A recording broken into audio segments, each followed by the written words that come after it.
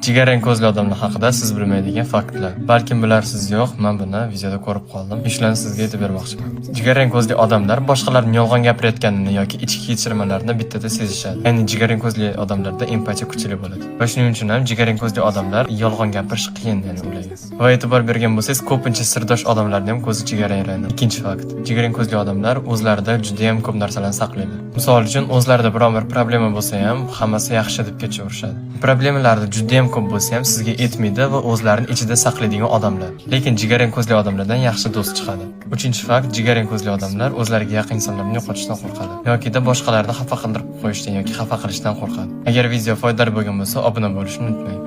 Jigarrang ko'zli odamlar haqida siz bilmaydigan faktlar. Balkim bilarsiz yo'q, men buni videoda ko'rib qoldim. Shularni sizga aytib bermoqchiman. Jigarrang ko'zli odamlar boshqalarning yolg'on gapirayotganini yoki ichki kechirmalarini bittada sezishadi. Ya'ni jigarrang ko'zli odamlarda empatiya kuchli bo'ladi. Va shuning uchun ham jigarrang ko'zli odamlar yolg'on gapirish qiyin, ya'ni ularga. Va e'tibor bergan bo'lsangiz, ko'pincha sirdosh odamlarning ham ko'zi jigarrang. Ikkinchi fakt. Jigarrang ko'zli odamlar o'zlarida juda ham ko'p narsalarni saqlaydi. Misol uchun, o'zlarida biror bir problema bo'lsa ham, hammasi yaxshi deb ketaverishadi. Problemalarni juda ham ko'p bo'lsa ham sizga aytmaydi va o'zlarini ichida saqlaydigan odamlar. Lekin jigarrang ko'zli odamlardan yaxshi do'st chiqadi. Uchinchi fakt, jigarrang ko'zli odamlar o'zlariga yaqin insonlarni yo'qotishdan qo'rqadi yoki boshqalarni xafa qildirib qo'yishdan yoki xafa qilishdan qo'rqadi. Agar video foydali bo'lgan bo'lsa, obuna bo'lishni unutmang.